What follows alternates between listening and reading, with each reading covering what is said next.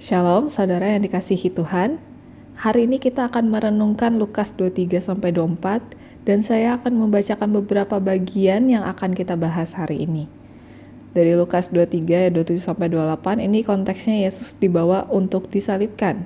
Sejumlah besar orang mengikuti Yesus, di antaranya banyak perempuan yang menangisi dan meratapi Dia. Yesus berpaling kepada mereka dan berkata, "Hai putri-putri Yerusalem, janganlah kamu menangisi aku, melainkan tangisilah dirimu sendiri dan anak-anakmu." Kemudian Lukas 24 ayat 21, ini konteksnya perjalanan ke Emmaus.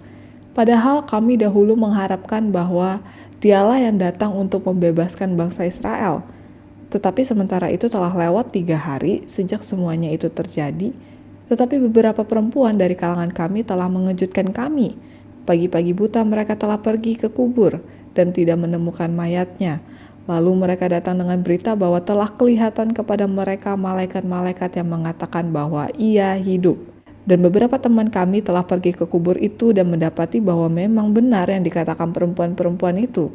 Tetapi Dia tidak mereka lihat." Lalu Ia berkata kepada mereka, "Hai kamu orang bodoh, betapa lambannya hatimu sehingga kamu tidak percaya segala sesuatu yang telah dikatakan para nabi. Bukankah Mesias harus menderita semuanya itu untuk masuk ke dalam kemuliaannya?" Saudara, kita bisa perhatikan detail yang Lukas tuliskan ini.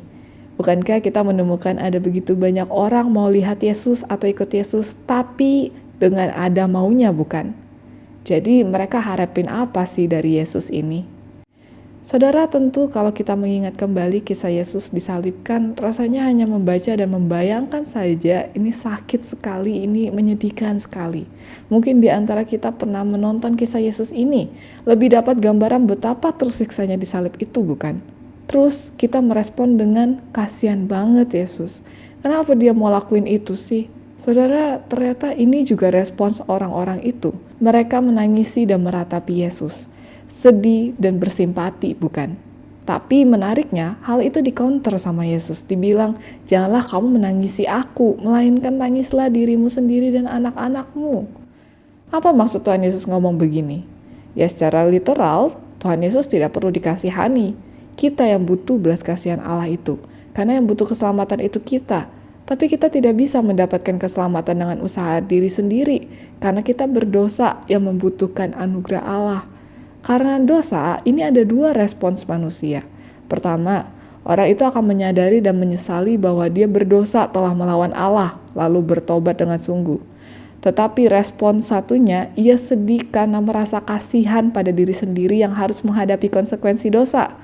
Di mana konsekuensi dosa itu pasti mengganggu kenyamanan dan keamanan kita. Bisa saja dihukum, dihina, dan lain sebagainya. Dan akhirnya melahirkan pembenaran diri. Jadi, yang manakah respons kita menanggapi perkataan, "Tangisilah dirimu sendiri dan anak-anakmu" ini? Saudara, sebagai orang percaya, kita seharusnya merespon dengan pertobatan sejati dan mengikut Tuhan dengan sungguh. Namun pertanyaan penting yang perlu kita jawab adalah, apakah kita benar-benar mengerti apa arti mengikut Tuhan? Apa ekspektasi hati saudara dalam mengikut Tuhan ini? Saudara, bukankah kita tergiur dengan ucapan, ikut Tuhan itu hidup nyaman dan aman, bukan susah? Dan bukankah sudah seharusnya demikian kalau kita ikut Tuhan?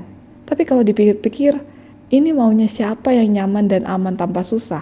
Bukankah kita sedang membuat Tuhan versi kita? Kalau kita lihat harapan 2 orang di jalan Emmaus ikut Tuhan, mereka juga bilang, "Kami dulu mengharap bahwa Dialah yang datang untuk membebaskan bangsa Israel." Jadi mestinya Yesus itu bebasin mereka secara politik, kejayaan nasional, dan secara duniawi lainnya. Ini orang hebat nih, kita mau ikut dia. Tapi setelah disalib kok beneran mati sih? Kan harusnya nggak gitu kisahnya. Nah, ini Tuhan versi 2 orang di Emmaus itu.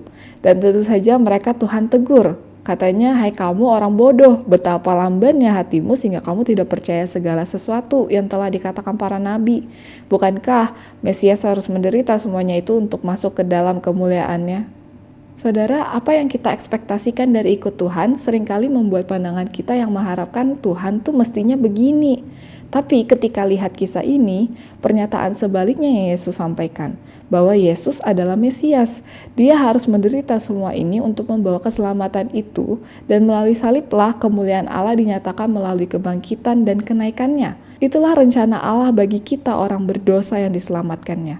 Dialah Tuhan yang melebihi ekspektasi kita. Saudara, mari kita periksa pikiran dan hati kita dalam ikut Tuhan selama ini. Bagaimana ekspektasi kita? Apakah kita bila ikut Tuhan tapi bayangan kita adalah Tuhan versi kita? Atau sudahkah kita membiarkan Tuhan menjadi Tuhan yang berdaulat atas hidup kita? Walaupun mungkin yang kita hadapi barangkali bukan hal yang baik-baik saja. Apakah kita akan mencari Tuhan yang membawa keuntungan versi kita?